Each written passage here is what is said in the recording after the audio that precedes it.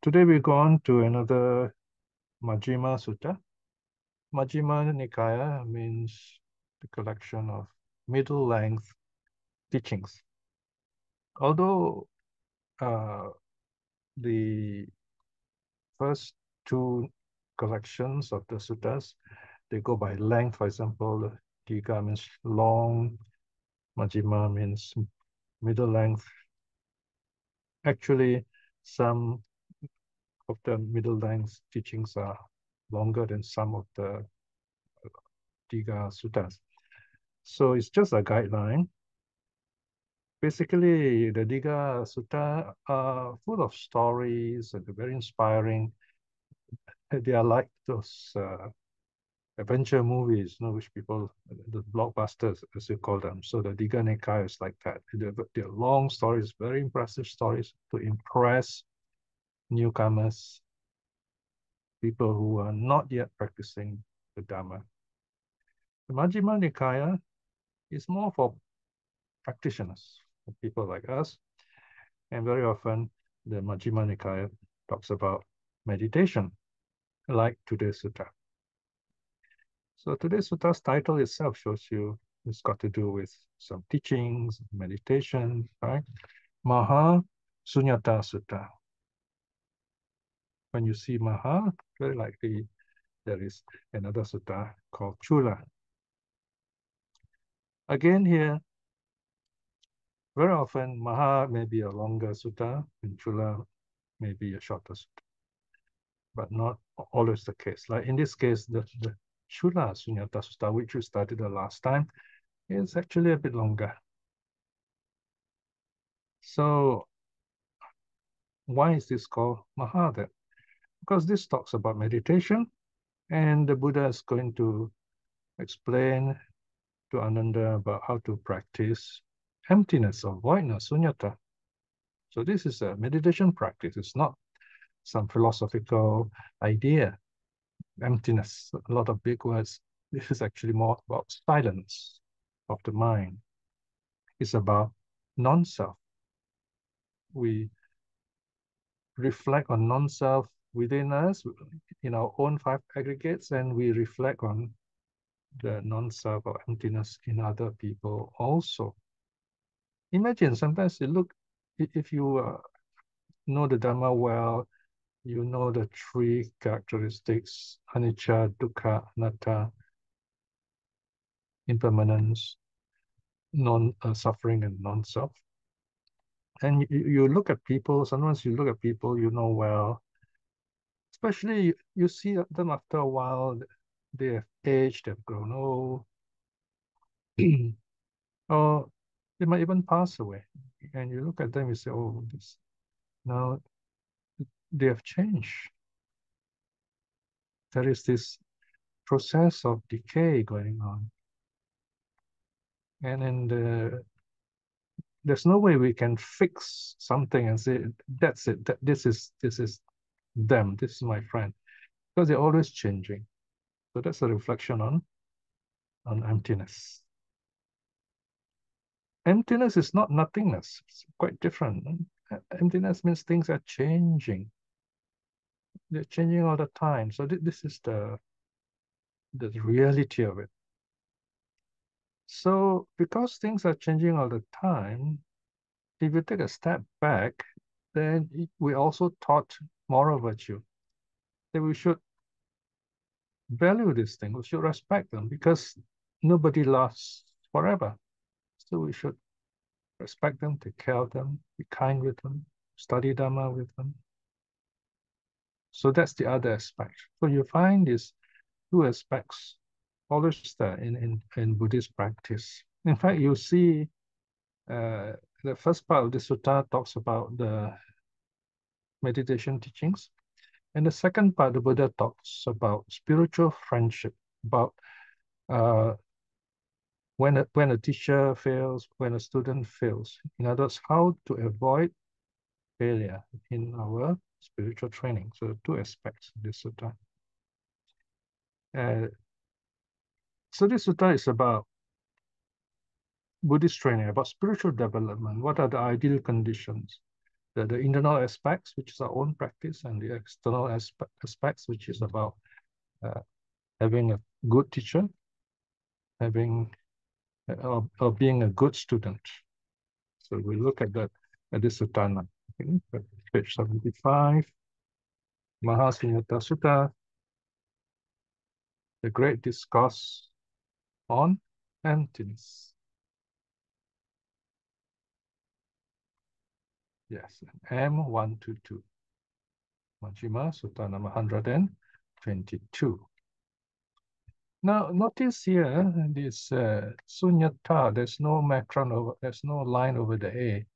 Suññata, that will be the noun. Here it's like an adjective. So you can translate it something like the greater discourse on the empty, right? But very often, in this kind of titles, the vowel becomes short for some reason. So, of course, you want to be technical, you can translate this as the greater discourse on the empty, if you like. But the Buddha is going to talk about emptiness. Thus have I heard, at one time the Blessed One was staying among the Sakyas in Nigroda's park, outside Kapila vatthu. So Nigroda is the name of a person. So he owns the park, and the Buddha is back in his homeland, and he's staying in this park. Then the Blessed One, having dressed himself in the morning and taking robe and bowl, entered Kapila vatthu for alms.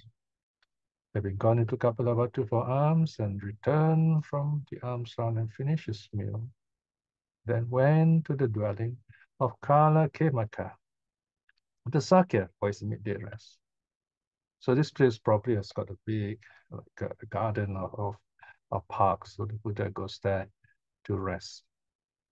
Now, why does the Buddha need the midday rest? Well, first of all, it's after his meal, and it can be quite, you can feel quite tired and sleepy after a meal. And usually the day is quite hot. I mean, it's kind of nearly midday. So the Buddha would sit quietly in some meditation, and he will get into meditation, a deep rest in that sense. So while he's meditating, the body also is resting. So now he's going for his rest. Then he noticed something. 2.2.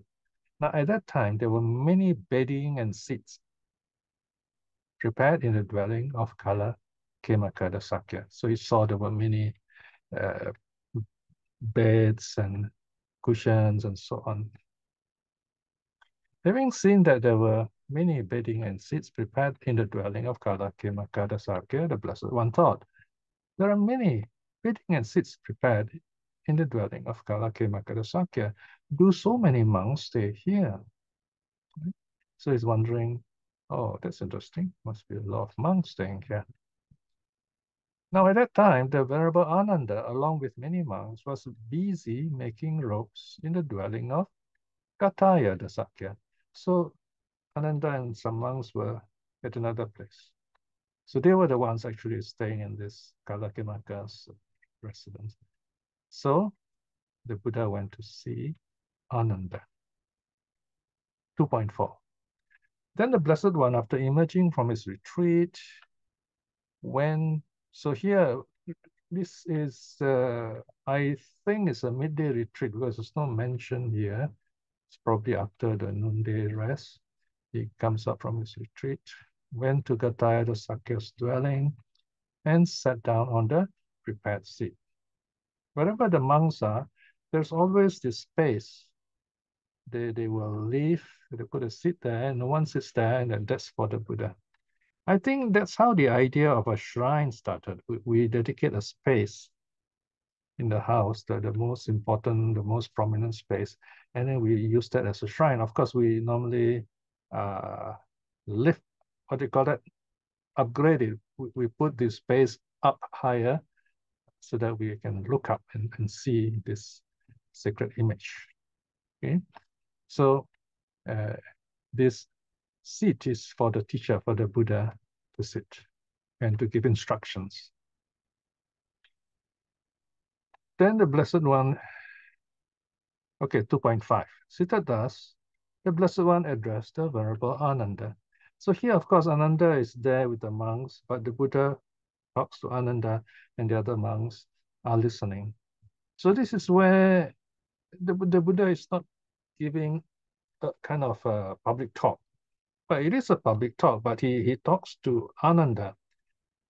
The idea is to have this close communication and focus, and other people are also listening. So it's not like a general, like a political talk. It's a talk about Dharma, and Ānanda is the leader of the Sangha there who are present, and they're also listening at the same time. So, of course, the Buddha begins with the obvious. The Buddha asks, Ānanda, there are many bedding and seats prepared in the dwelling of Kalakemaka Sakya. Do so many monks stay here? So the Buddha is wondering, why there's so many? Are there many monks stayed together? So this is the kind of the background to the sutta. It's as if the Buddha is very concerned. What's going on here? Are these monks socializing? Are they having like a party and enjoying themselves? I mean, they should be meditating. They should not be gathering in big group like this and doing some fun things. Let's see what were they doing. All right, let's go further down. 2.6. 2.4. Okay. So Ānanda replies, says, yes, Bhante, there are many bathing seats prepared in the dwelling of Kalakemaka, the Sakya. Many monks are staying there, and this is the reason why they're staying there. Bhante, this is our robe making time. So this one, that means this will be after the rains retreat, the month after the rains retreat. So they are making robes. This was how the Katina started, actually. They are making robes. And of course, these are young monks, they're not arahats, and they're kind of happy together to do this. Ānanda, a monk does not shine. A monk is not beautiful who delights in company, enjoys the company, is devoted to delighting in company, enjoys the group, is pleased with the group. Right, here you see almost an abrupt change in tone, right? Ānanda is this happy young monk.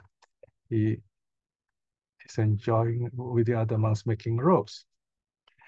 It's not that the Buddha is telling them not to make robes. The Buddha probably noticed they were kind of too caught up with it, right?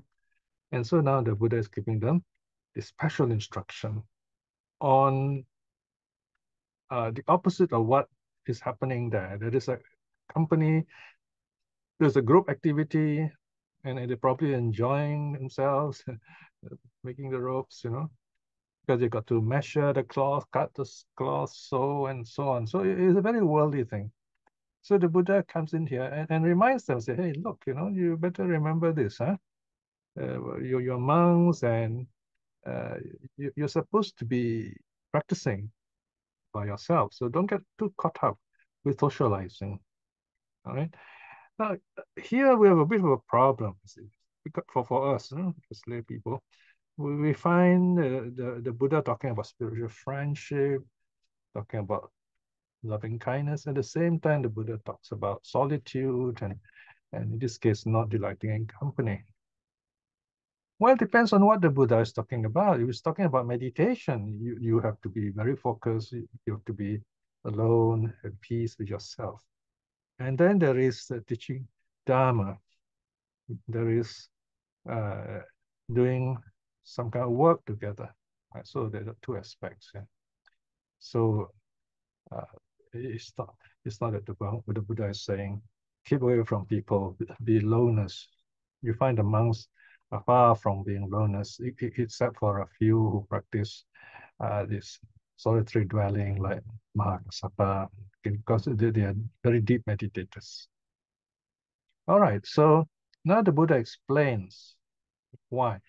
Now, I think the sutta is quite early because this is the Buddha's visit to Kapila vatthu. So it might be within the first 10 years of the Buddha's awakening, first 10 years of the ministry. So you have Ānanda was quite young at that time. And he probably just got ordained. He was ordained in Kapila vatthu itself. So the Buddha explains to Ānanda and the monks what is the meaning of what he has just said. 3.2. Indeed, Ānanda, for a monk who delights in company, enjoys company, and so on, he would attain, he would attain. Okay, here you have to be careful. This is Pali style. The Buddha would say what is to be done first, and then in the end he says, this is not the case. This is very, it's an Indian idiom. Okay, so don't stop halfway. You got to read the whole thing. So here again, the Buddha says, now, if someone likes socializing, that he would attain at will without difficulty the joy of renunciation, the joy of solitude, the joy of peace, the joy of self-awakening. This is not possible. All right, so there you are. Some translators, they reverse the structure to fit modern English. It is not possible that someone who likes to socialize will be able to enjoy renunciation, will enjoy self-awakening. All right, so this, but then you lose that Pali tone. Right? So that's the first remark the Buddha says. Then, but 3.3, but Ānanda, for a monk who lives alone away from company, it is expected that he would attain at will without difficulty the joy of renunciation, the joy of solitude, the joy of peace, the joy of self-awakening. This is possible. So here, obviously, the Buddha is talking about meditation. So if you should be meditating, and you do this without being distracted by yourself. Okay. You see this amazing. And nowadays, you look into the internet, you just click the word, you type the word meditation, you find there's so many pictures from old people meditating, young people meditating, children meditating. And if you look at I think today's newspapers, by the way, Garfield, the Garfield cartoon, which is my least favorite cartoon, by the way. I don't really like Garfield. It's quite a narcissistic cat. He's meditating. Today he's meditating. Okay, but of course he meditates for some other reason other than awakening, but he's meditating. So you can see even the animals are meditating. So you find this is the impact today on Buddhist meditation on the world. All right, and they're all doing it alone. So when you meditate, you do it by yourself.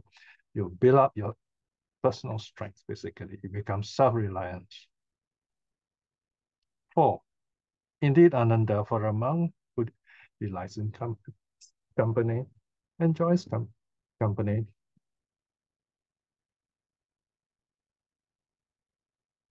is devoted to delighting in company, enjoys the group, is pleased with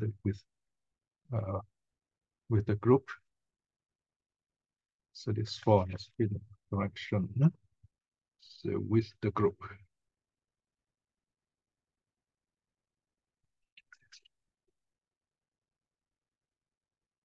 So here, it is not possible that he would attain at will without difficulty the joy of renunciation and so on.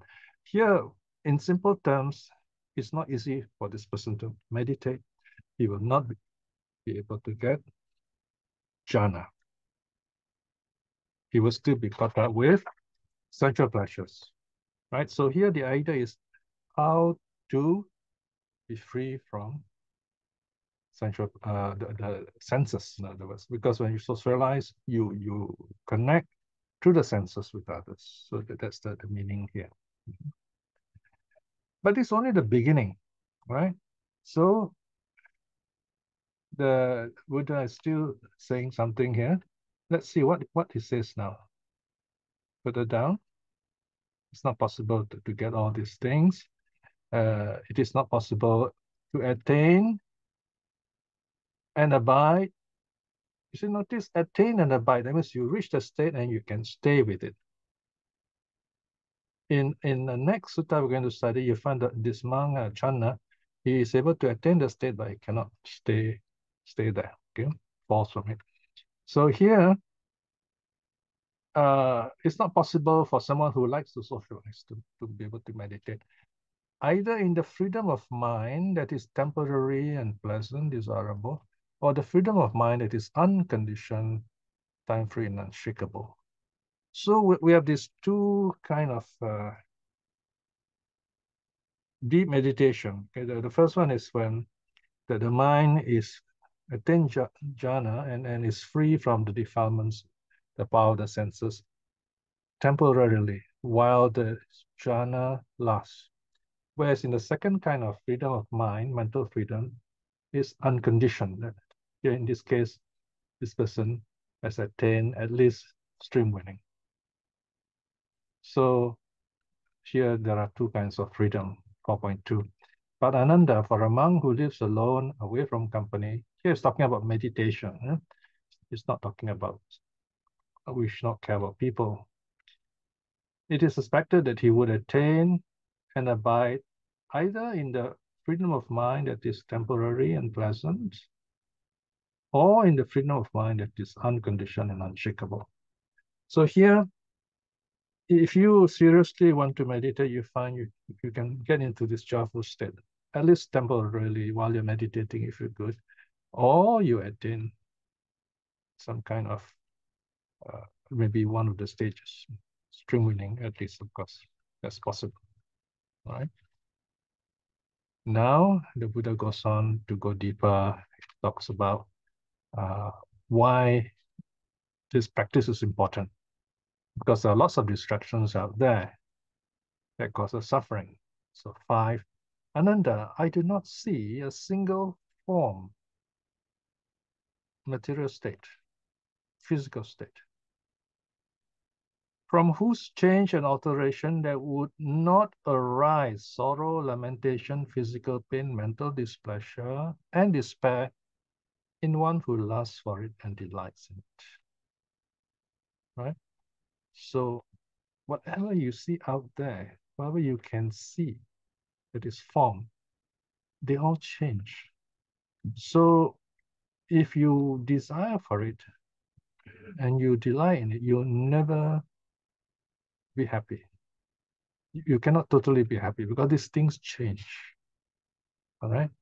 Now then the Buddha says, however, Ānanda, there is this abode awakened to by the Tathagata thus come, namely that which is attained by abiding in emptiness internally, in the inner emptiness, that means watching your own aggregates, body and mind, by not attending to any meditation sign.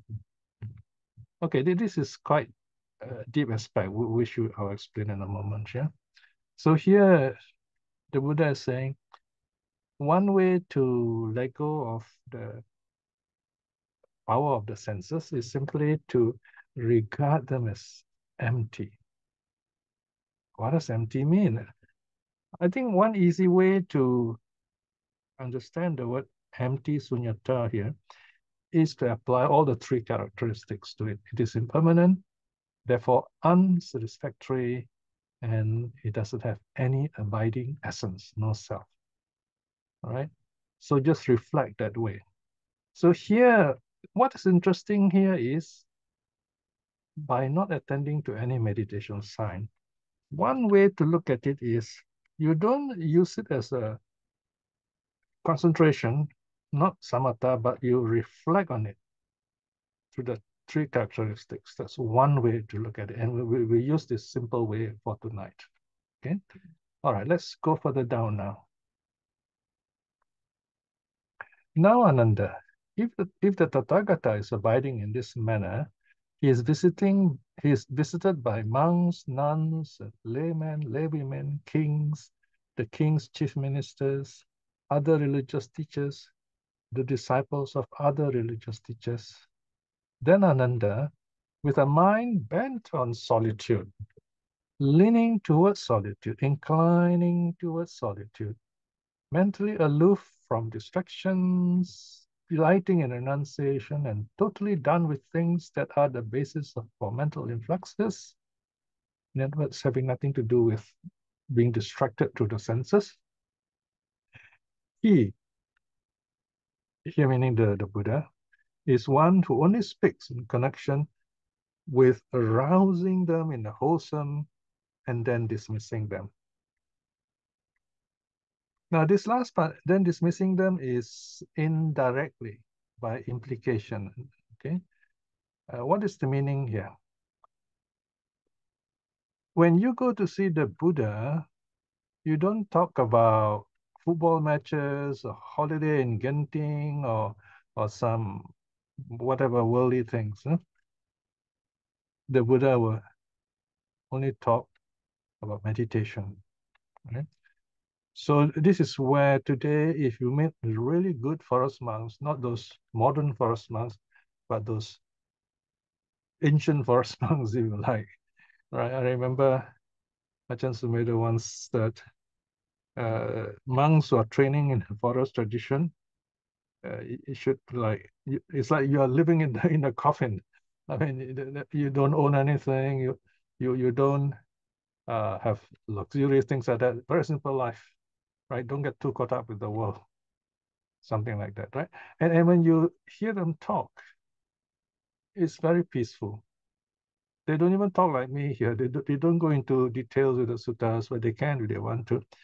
But they just talk from their own experience, and you feel the peace when they talk.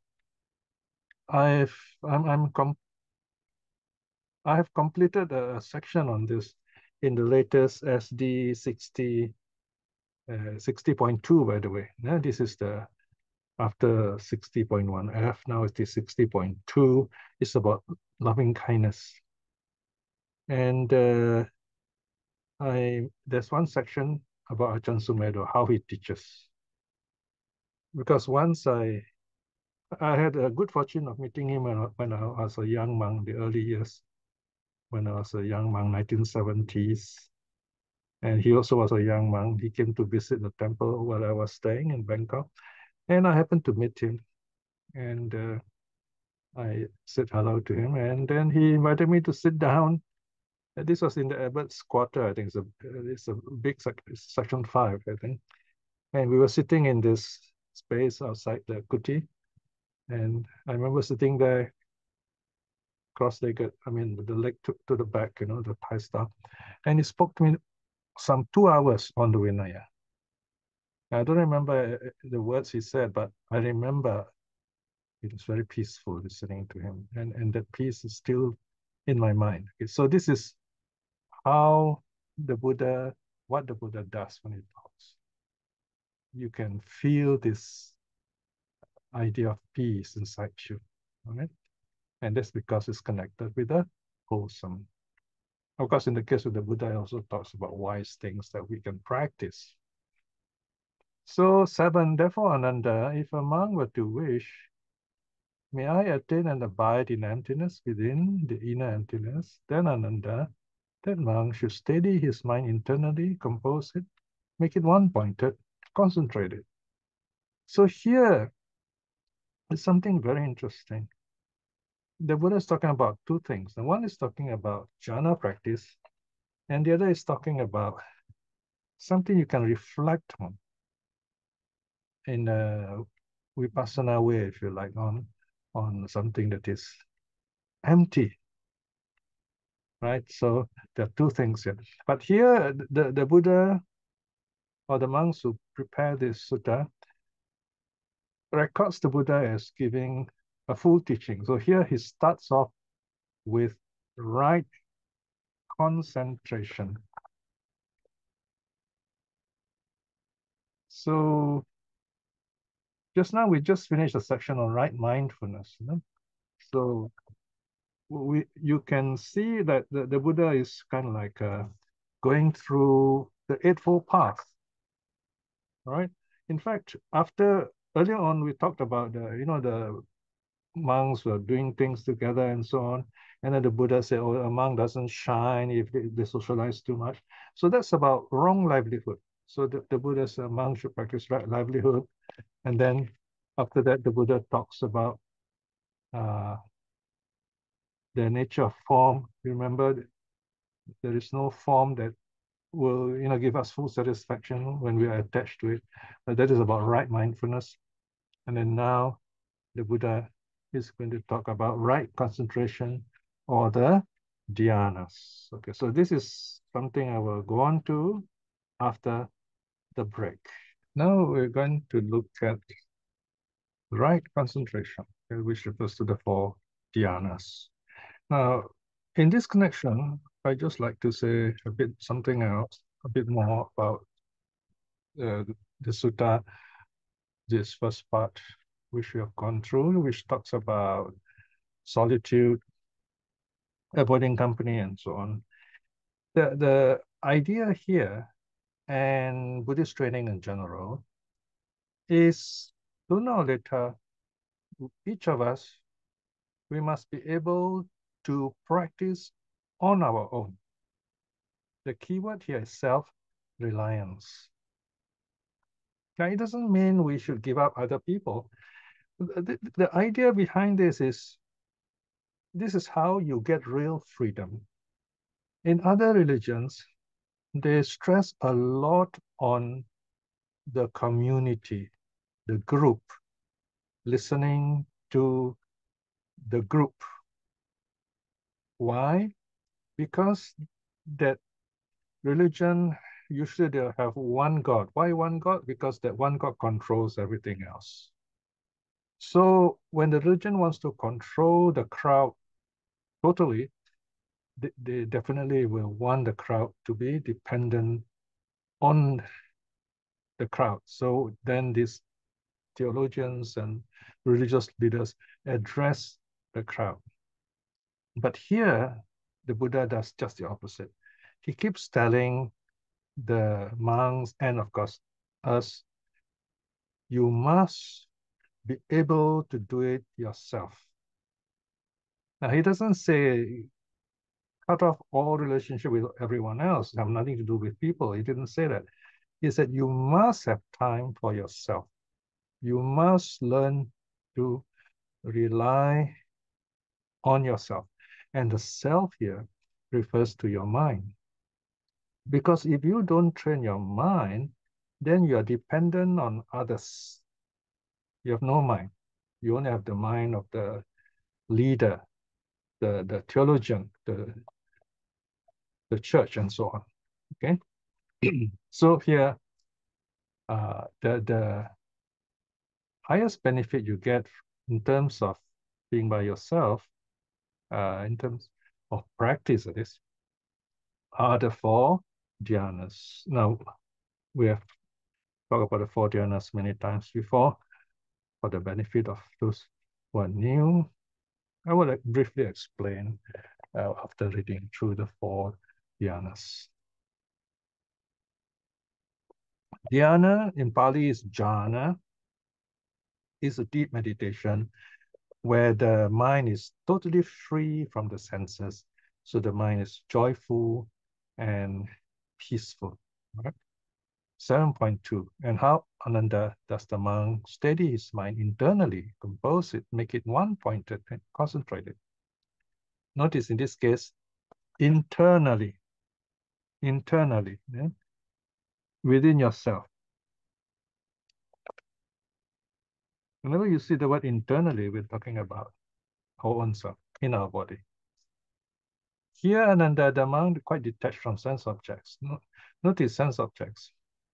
Let go of all the senses deep in meditation. That's why we close our eyes, sit very still, and so on. Detach from unwholesome mental states. Let go of all negative thoughts. Enters and dwells in the first dhyana, accompanied by initial application and sustained application. Here, initial application means when you first direct the mind, you direct the mind to the object, to the breath, for example. And then you sustain means you keep it there, accompanied by zest. Piti, this is joy. You feel sense of joy, and happiness is the peaceful kind of joy. And this piti sukha, this zest and happiness arise because your mind is free from the senses. This is the first jhana. Then the second jhana, further Ānanda, the monk with the stilling of initial application and sustained application. So you no more need to bring your mind to the object. You keep it there because the mind is already there. By gaining inner tranquility and oneness of mind, so the mind is focused. We enter and dwell in the second jhana, free from initial application and sustained application, accompanied by zest and happiness born of concentration. Notice, there is still zest and happiness, like in the first jhana, but this time it is born of concentration, previously born of solitude. Here, in other words, the mind has reached samadhi, very focused. He permeates and pervades, floods and fills this very body with the zest and happiness born of concentration. So it's totally focused and totally joyful. The second jhana. Okay, look at the third jhana now, further down. Go down some more. And furthermore, Ānanda, the monk with the fading away of zest. So this time, zest is the exuberant, active kind of joy. That zest settles down. It's like you have watched the movie, the excitement is over. You're very happy because you have seen the show. You know the story now. So the zest settles down, remains equanimous. The mind is settled, still, mindful and clearly comprehending, very clear. The mind is very clear. Experiences happiness with the body. Share your happiness, a calm sense of joy with the body. And this is the third jhana, of which the noble ones, these are the great saints, arahats, declare happily he dwells in equanimity and mindfulness. Okay. Here, equanimity, a simple word, peace. And he permeates and pervades, floods and fills this very body with the happiness free from zest. Only this peaceful happiness, which is more refined, right, without the zest. This is third jhana. So notice it gets lighter, in other words. It's like this hot air balloon flying up. You throw away the sandbag, so it's lighter. Now you come to the fourth jhana. And furthermore, Ānanda, the monk here, monk is meditator, with the abandoning of joy and abandoning of pain, right? This idea of joy and pain, pleasure and non-pleasure are all gone. And with the earlier disappearance of pleasure and displeasure, attains and dwells in the fourth dhyana, that is neither painful nor pleasant. And with mindfulness fully purified by equanimity. So this fourth jhana is totally equanimous, the real peace, the joy of inner peace. All right. This is how Ānanda, the monk, steadies his mind internally, composes it, brings it to one pointedness, concentrates it. Thus he attains to emptiness internally. So here, remember earlier on, the Buddha says that this emptiness is there's no focus, that there's no mind object. So this is after the jhana has been attained, the mind is enjoying this peace without any object. All right. But in order to really gain the wisdom of this emptiness, you come out of the jhana and then you reflect. All this meditation, all this joy I've gone through is mind-made and they're impermanent. They'll arise and pass away. And then you reflect on your own five aggregates: form, feeling, perception, formation, consciousness. Like all these are mind-made, impermanent. Your mind's very clear then it's easier to see all this. So this is the preparation. Now we come to the next part. Well, what is interesting is the next part actually, if you complete this, you end up becoming a stream winner. So let's look what happens here. 9. While he attends to emptiness internally, his mind does not, notice this one, it says not, does not plunge into or does not rejoice in emptiness internally, nor does he brighten up with faith, nor is he mentally steadied, nor is he freed. So here, nothing happens. In other words, the person doesn't focus. But notice here, the person knows this. Why is doing this? The person knows this. That is why in our meditation, I often tell you, nothing is ever lost. Whenever you meditate, there's nothing bad about it. Even when you are distracted, you know you're distracted, you're meditating. It's when you do not know what's going on, you're confused. That's when you got to get back to it. But even then, you tell yourself, okay, my mind is not focused. I better get it focused. That's the lesson here. All right. So when it is thus, Ānanda, the monk understands thus. Indeed, while I attended to emptiness internally, my mind did not plunge into emptiness internally, nor did I brighten up with faith, nor was I mentally steady, nor was I freed. Freed means the mind is free from the senses. No? In this way, he clearly comprehends them. Notice, he clearly comprehends. He knows what is happening. He knows that okay, his mind is not focused. In this way, he attends to emptiness externally. So now he watches outside, which are there's nothing there. Okay. While he attends to emptiness externally, his mind does not plunge into emptiness externally. So same thing as above. No? Again, nothing happens. He didn't get what that focus. His mind does not plunge into the emptiness. He does not, faith does not arise in him, does not feel joyful. He just noticed there's nothing happening there. But he knows what's going on. He clearly comprehends this. In this way, he attends to emptiness both internally and externally. Now, in this case, nothing is happening. Whether it is inside him or he is watching things outside, maybe he sees other things, people around him or whatever is around him. He sees them as impermanent and so on. Again, it's just like that. There's no deep focus. His mind is not totally focused, but he knows it. So this is just the beginning. Yeah? All right, let's go further down now, see what happens. Now, right concentration. 10, look at 10. Then Ānanda, the monk should steady his mind internally, compose it, make it one-pointed, concentrate it on the same concentration sign as before. Notice, same concentration sign as before. So let's say you're doing the breath, you keep watching the breath. Okay, further up, please. And okay, all right, wait, 10, where's 10? Oh, so I think we move up to, yeah, 10, that's right.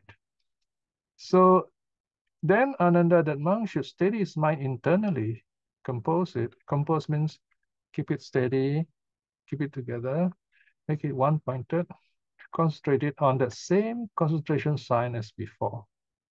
He attends to emptiness internally. And while he attends to emptiness internally, his mind plunges into emptiness internally. Plunges here means focuses into the mind. He feels joyful. He brightens with faith. He's mentally steadied. He is freed. His mind is free from the senses. When it is the case, Ānanda, the monk understands thus. Indeed, while I attended to emptiness internally, my mind plunged into the emptiness internally. I brightened with faith. I was mentally steadied. I was freed. So he knows what's going on. In this way, he clearly comprehends them. All right. Now, remember, these thoughts are not while he's meditating. This is after the fact. So, in other words, he comes out of it and then he looks back and says, oh, okay, I was focused. All right. And then the same thing externally. That means he sees other people, other beings around, and he applies the same thing. So here again, his mind is focused, there is joy. He's able to see emptiness in all these people around him, in the other five aggregates outside him, and he's at peace with himself. So he knows this, he clearly comprehends this when this happens. In 10, here's 10.1 actually. He knows it in himself. In 10.2, he knows it when he is reflecting on other people. So this is not a deep meditation like jhana. This is more like a mindfulness practice in this case, right? But it is done with focus, with a steady eye, like a bird watcher's eye, watching birds and something like that, all right? Okay, let's go further down. Go down some more, yeah. So now we apply to the 4 postures. Up some more, please. Right mindfulness, up some more, yeah. 11, Ānanda, with that monk who abides thus. If his mind is inclined to walking up and down, he walks thinking. Notice what thinking is there. While I'm walking up and down thus, neither covetousness nor displeasure, neither bad nor wholesome states will overpower me. In this way, he clearly comprehends them, right? So he knows himself, he knows his mind. So when he's walking, his mind is at peace, no negative thoughts, very peaceful. Walking up and down is mindful. All right, next, further down,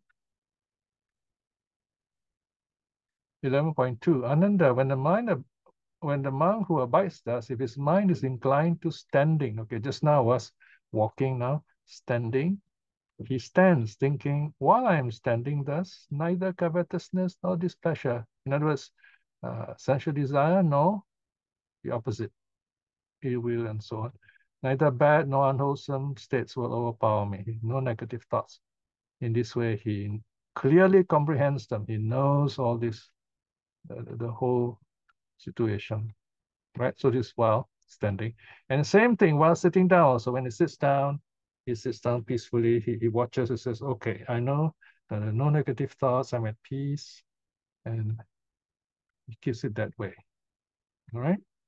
And then when he lies down, so 11.4, when he's lying down, in other words, going to sleep, lying down or resting, the same thing also. No negative thoughts, no desire, no hatred. And he knows this very clearly. So this is the background, the mindfulness for his practice, right? And this is basically how a stream winner should train himself. And now we come to the next stage, is training our once returner. It goes into right speech. Now, the once returner is someone who is already a stream winner, but he is able to give up more of the 3 unwholesome roots, greed, hatred, delusion. All right. So he learns to control his speech, for example. Here we're talking about right speech. Ānanda, with that monk who abides thus, here monk is meditator, remember? If his mind is inclined to talking, all right, just now we talked about the 4 postures, standing, walking, standing, sitting, lying down. Now, talking. When he wants to talk, he resolves.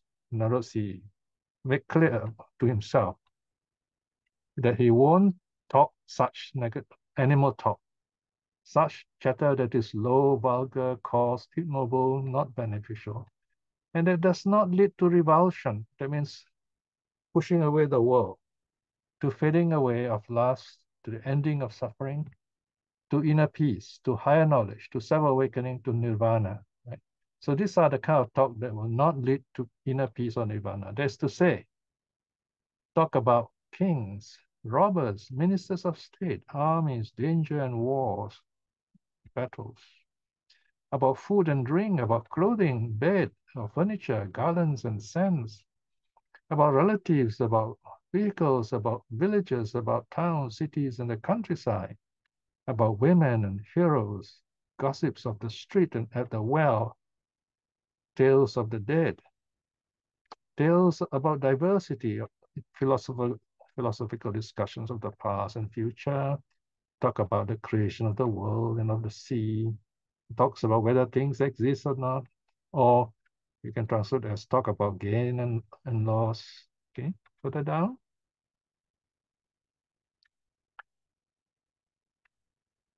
I shall not utter such talk. In this way, he clearly comprehends them. Right, so here you see the Buddha lists quite a comprehensive list of all the negative talks which have been going on. Even in India today, you see people have a lot to talk about, and you find these other things people talk about. Again, here, we must understand the context. If you want to meditate, you want to be focused, in fact, even focused when doing your work, these are things we don't talk about. We push away all these things. We are focused. Our mind is free from all these kinds of chatter. Right? And what do we, in this case, in this practice, resolve? And Ānanda, he resolves. Here we have what I call the 10 bases of discourse, of right discourse. Such talk, Ānanda, considering austerity, effacement, here meaning leading a life that will free you from negative states, conducing as a support for the mind's release to free the mind from negativity that leads to complete revulsion, letting go of the world, fading away of lust, ending of suffering, to inner peace, to higher knowledge, to self-awakening, to nirvana. Notice the sequence here: peace, knowledge, self-awakening, nirvana. So these are the 10 kinds of thought which will help us to meditate, focus, study suttas, be wiser. Talk about wanting little. In other words, being satisfied with what we have. Talk about contentment. Right? Notice these two, you see already quite opposite to the world. The world says, one more, buy this, buy that. Advertising makes you want to do that. Even the internet, social media makes you want to do that. Right here, the Buddha's voice is telling us, don't get caught up, don't get caught up. So wanting little, that means that's what we need. Right? We don't need more than this. If we are cluttered, if we want more than that, and it won't serve us much purpose anyway. Talk about solitude. Why there are times we need to spend time with ourselves, time with nature. Talk about non-socializing. In other words, don't get caught up with people you feel very negative. Again, here it doesn't mean you don't have friends. It means don't get caught up with it for the wrong reasons and doing the wrong things. And again, the context is meditation, remember? Talk about arousing effort, mental effort to do your meditation. Talk about moral virtue. You need moral virtue in order to keep your mind clear and bright. Talk about mental concentration. You're going to meditate, right? Talk about wisdom, how to keep your mind safe and pure and happy. And talk about freedom, how to free the mind. And talk about the knowledge and vision of freedom. Knowledge and vision. Now, this talks about what happens when you attain certain understanding. First of all, you know something, and then you look at it again. You say, oh, okay, I know that I know. Otherwise, you just know and you do nothing about it. You see? So here you look back on it. You reflect on it. This is what I know. Right? And then you examine it. Same thing, let's say when you meditate, you attain a certain state, then during the review, you look back and say, oh, okay, I felt this very nice, peaceful state. So you have knowledge, you have vision, you experience it, and then you also see it. You know you have experienced it. That's the meaning, like a stereoscopic way of looking at things. So these are the 10 good talks, okay? I shall utter such talk. In this way, he clearly comprehends them, so understand the teaching well. Now, we go on to right intention. Let's go further down. Go down, please. Ānanda, with that monk who abides thus, if his mind is inclined to thinking, all right, here, okay, now we come to thinking. Remember earlier you got all the four postures and then about talking, here's thinking. When he's inclined to thinking, he resolves thus. Such thought that is low, vulgar, coarse, ignoble, not beneficial, and that does not lead to revulsion, to fading of loss, to ending of suffering, to nirvana. That is to say, thoughts of sense desire, thoughts of evil, thoughts of cruelty. These are the three wrong thoughts. I shall not think such thoughts. Notice, no thoughts of desiring this and that, no thoughts of hating this and that, no thoughts of wanting to hurt people. And so it clearly comprehends this. This is right intention, yeah? But Ānanda, he resolves such thoughts that are noble and leading onward to nirvana. Further down, go down some more. That lead to one who practices thus to the utter destruction of suffering. That is to say, the thoughts of renunciation of sense pleasure, letting go of being attached to sense pleasures. Thoughts of non-ill will. Here, if you put in the positive language, loving kindness. Thoughts of non-violence. Positive language, compassion. Right? Non-violence is a very famous virtue in India. You can say the whole of the India as a country became free because Mahatma Gandhi talked about non-violence, like, and it's a Buddhist teaching. So this the Buddha says, this is what you should think. I shall think such thoughts, letting go of sense pleasures. In other words, not controlled by the senses, by the eye, ear, nose, tongue, and body. Letting go of ill will. The mind is not controlled by hatred. And letting go of non-violence, not wanting to hurt people. So this is something that you also clearly know what's going on. Now we go higher still. If you practice this, then you go on to the level of non-returning, in the sense of you will not be reborn in the suffering state below the Brahma world again. Right? 14. Ānanda, there are these 5 causes of sense pleasures. What are the 5? Okay, 5 causes of sense pleasures. This is mentioned because the non-returner has overcome all sense pleasures. Sense pleasures for forms cognizable by the eye that are wished for, desirable, agreeable, and pleasing, connected with sense desire, arousing lust. So that's why they are called causes of sense pleasure. Causes because they tie us to themselves.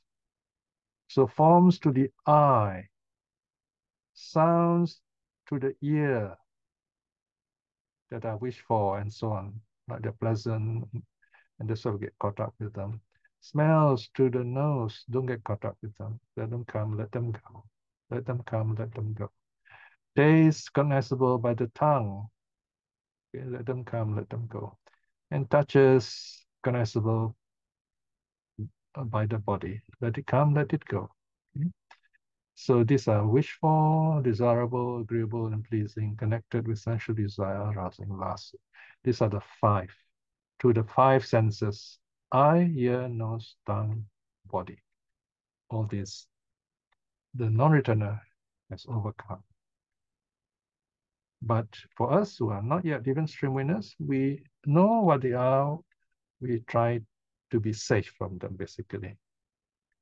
Further down, a bit more.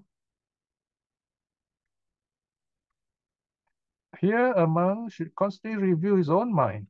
Thus, do any of these 5 causes of sense pleasures arise in my mind through a sense base or not, right? So this is a good exercise. Yeah? So although we are not awakened yet, we can, in other words, practice this. We can ask ourselves, does my mind have any of this sexual desire for sexual pleasure? And why do I have this? So in other words, we acknowledge it and we tell ourselves, I don't need this, then you'll be safe, see? So most of us, when we have something, a negative habit, we just say, oh, we don't want to think about it. We just let it be. But then it hides in the dark and it will pounce on us. So here, don't be afraid to acknowledge it. You acknowledge it. You say, okay, I have this sensual desire. I have this hatred or whatever. Or I have this sensual desire arising from which sense. Acknowledge it and I'm letting it go. Then you feel stronger that way. So if Ānanda, when reviewing among that is you and I, the meditator, the one who reflects, understands thus one or other of these five causes of sense pleasure, in other words, something that has caught us to the eye, ear, nose, tongue, or body, do arise or does arise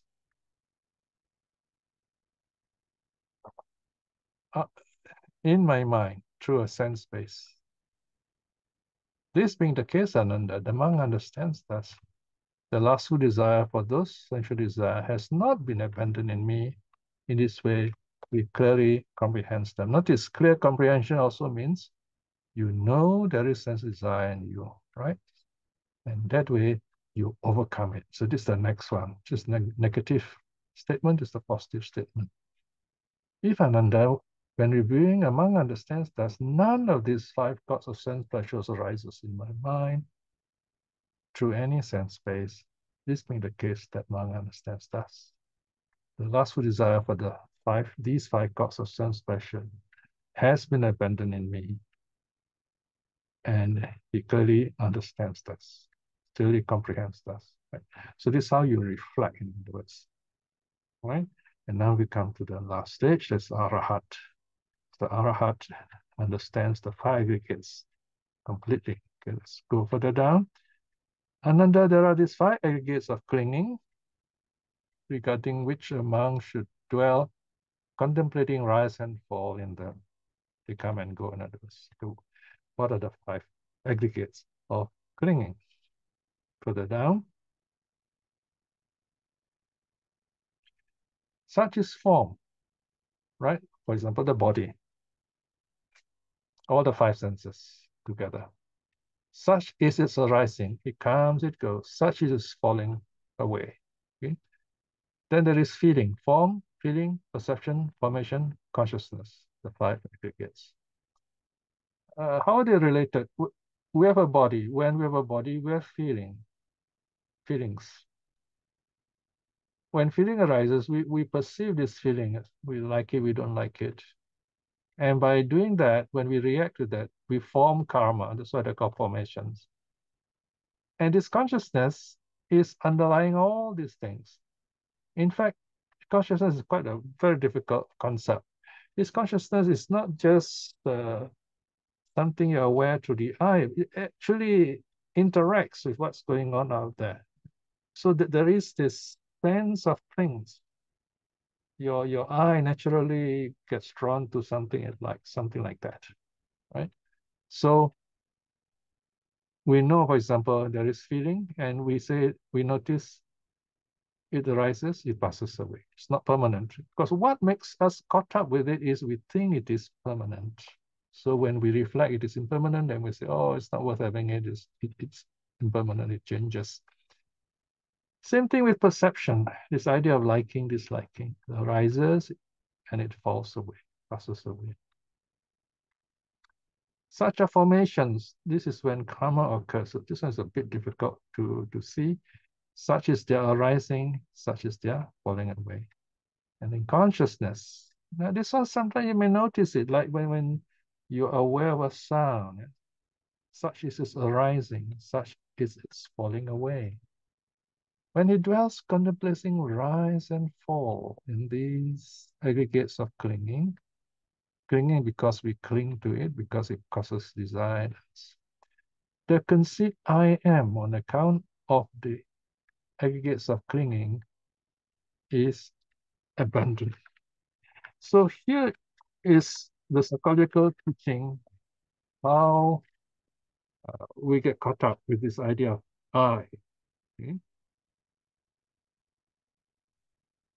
The idea of I comes from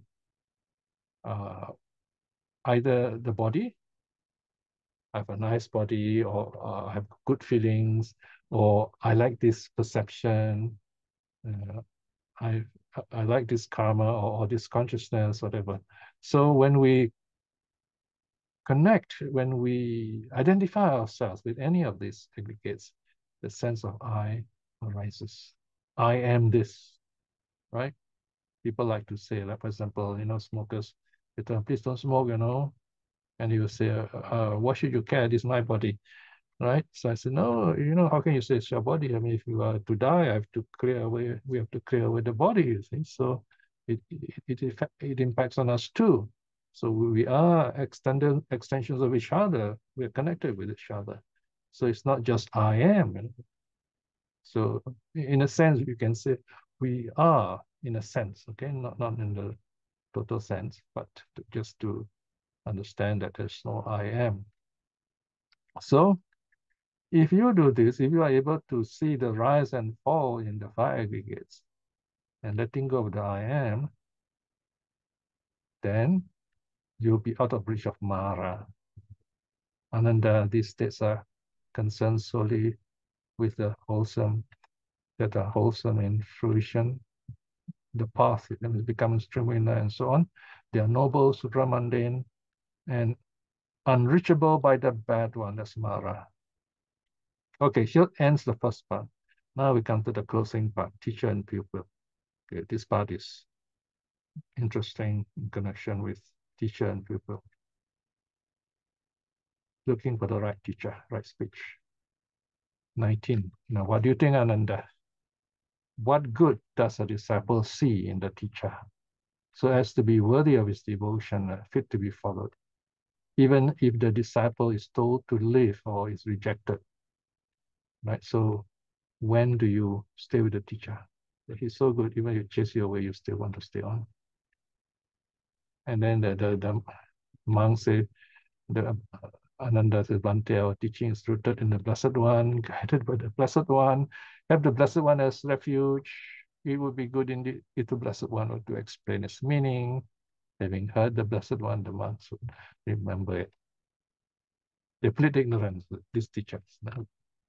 Ānanda, a disciple should not regard the teacher as being worthy of his devotion for the sake of sutta or teachings, Vyakarana, Dharma exposition, or Gaya, recitation.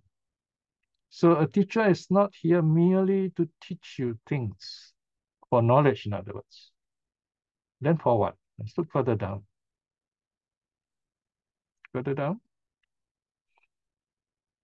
Why is the reason for this?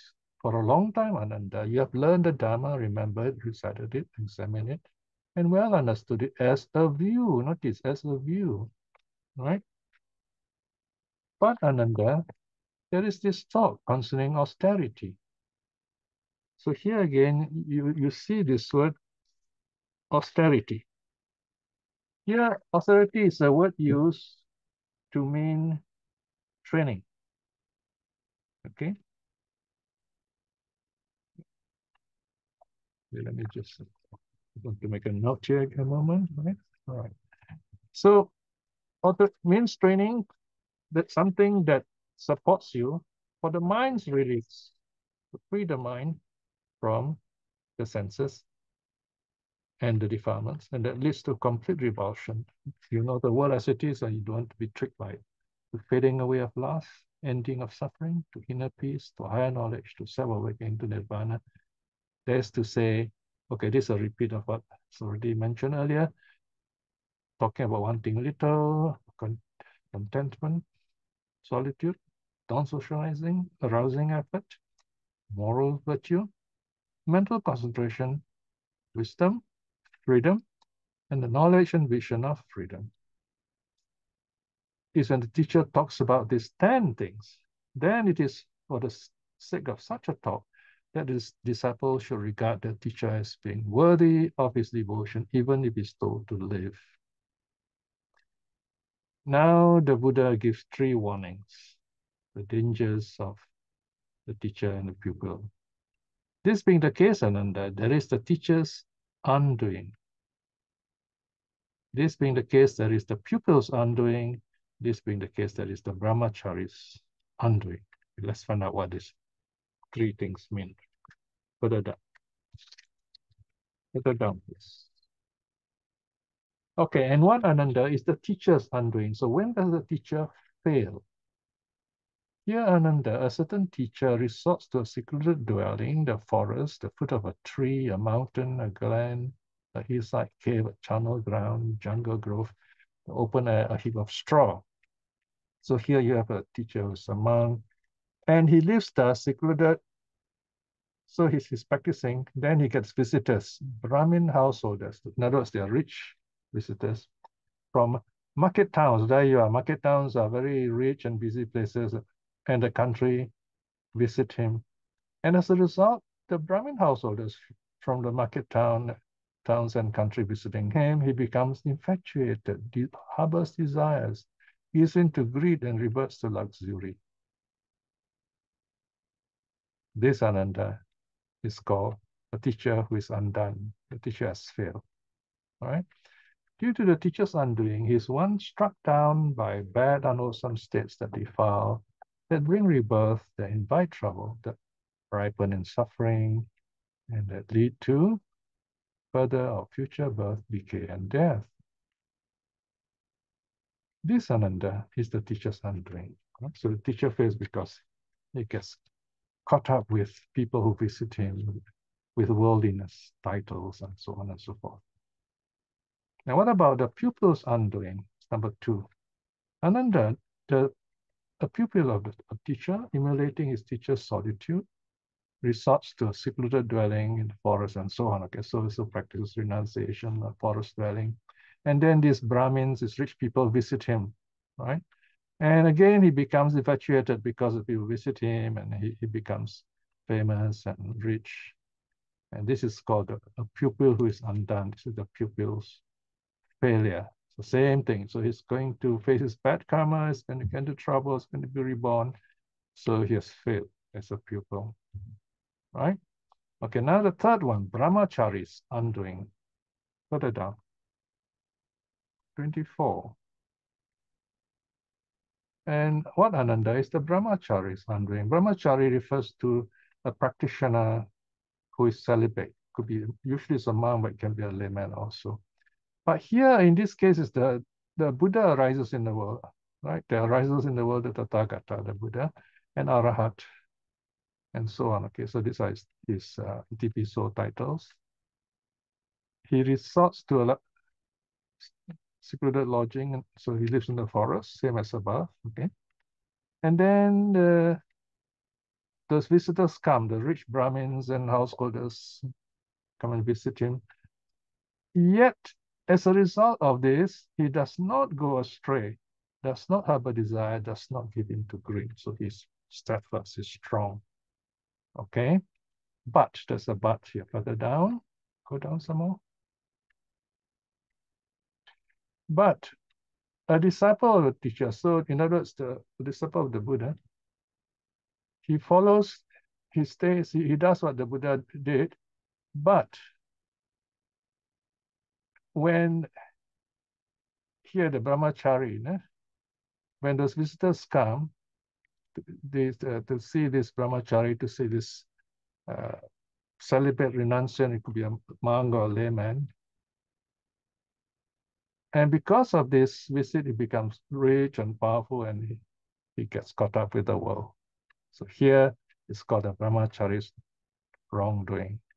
So here the Buddha says, by falling from his state of a renunciant, getting caught up with the world only brings more suffering, the bitter fruit, bad karma, even leading to the lower realms. Notice here, this is a warning Buddha gives. If you are a renunciant, you are a teacher, and you practice wrongly, you face all this very bad karma.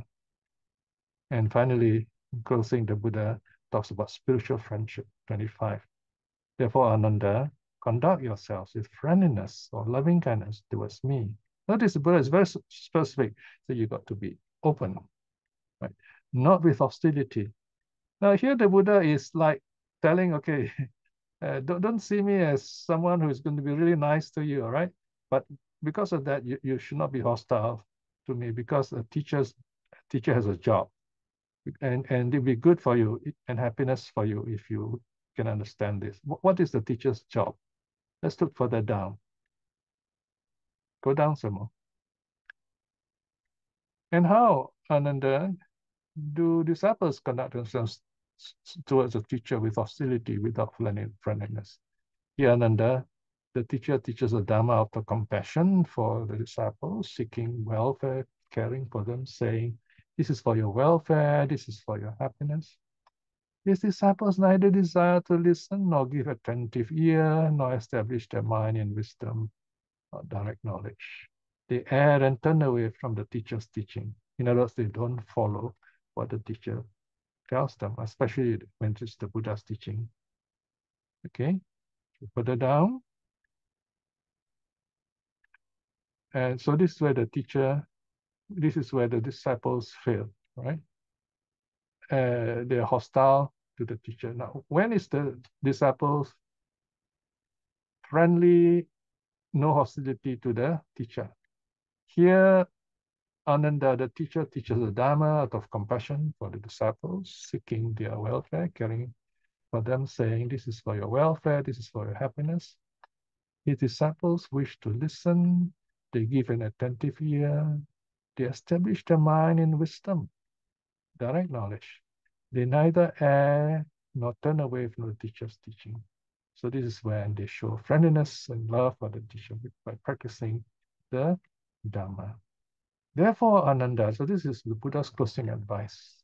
Therefore, Ānanda, conduct yourself with friendliness, love, kindness towards me, not with hostility. This will be for your welfare and happiness for a long time. Ānanda, I shall not treat you as a potter treats raw, damp clay. The potter is very gentle, is very careful with the pot he has made. Restraining you again and again, I, Ānanda, will admonish you. Cleansing you again and again, Ānanda, I will admonish you. One who is the core will remain standing. Okay, here the Buddha says, this potter is very careful with the pot so it doesn't break. But in the case of the Buddha, he's going to be quite strict. If something is wrong, he will tell you, right? He will restrain you, he will purify you if you've done something wrong. Some may fail, but the core will remain standing. The core is the real good practitioners. And this ends the sutta. Further down, let's see. Let's go down, please. This is what the Blessed One said. Satisfied, the Venerable Ānanda rejoiced in the Blessed One's word. Sadhu. Sadhu. Yeah, thank you very much for your teaching. Now we have our Q&A. Sister, I think, please. Thank you. Thank you, Sister Ratna. Sadhu, Brother Piya, for the teaching. Yes. Okay, let me read the first question from Sister Huilin. She remember reading one sutta that Venerable Ānanda saw Venerable Sariputta, facial being very serene, and Venerable Sariputta mentioned he was abide in first jhana just now. Does sutta provide some ideas? How would Arahant choose to abide in first jhana or abide in Suññata? I think in this case, Suññata is more of like a mindfulness where the person reflects on the three characteristics within himself, his own five aggregates, and those outside of himself also. If you read the sutta, it seems to say that. Whereas in the case of Sariputta, of course, he is deep in meditation, and he looks very calm and peaceful, and Ānanda notices this and is very happy. And this often happens in the Sangha. Sometimes the Buddha will point out and say, look, there's a monk there, he's sitting, look how peaceful he is, as an example for the monks, okay? So I don't know whether that answers your question or not. If not, ask again. Okay, next question. Thank you, Brother Piya. There's no question in the chat box. Okay. Any brother and sister would like to ask verbally, you may do so now. Yeah, you have a couple of minutes left, so please ask. Thank you.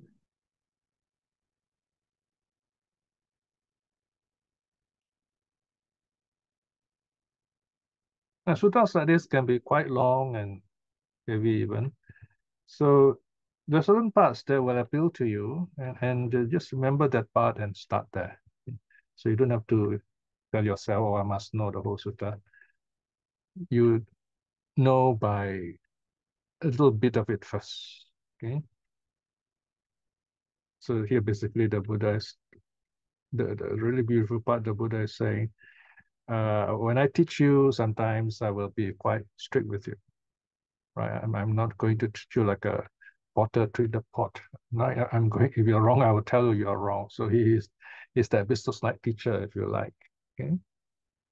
And you see that happening in a number of suttas. There is a list of suttas where you find the subject, or rather the audience, people that he was teaching, they don't listen to him. Nothing happens. There are a few suttas where they didn't change. And yet, in most cases, we do benefit. You and I listen and we benefit. We feel something good in it. We feel at peace with it. Any questions? A couple, about 2 minutes left.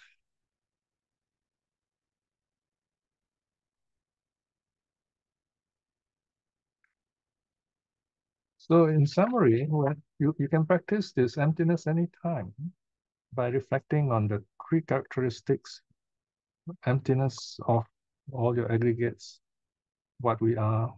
For example, the breath comes in, the breath goes out, and that's it. You know, where does the breath come from? Where does it go? We can't really say. But there it is, the breath coming in, the breath going out, and we are alive because of that. And this is all a process. A process has got no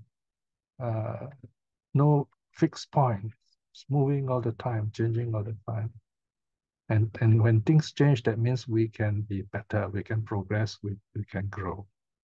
That is the positive meaning. Okay?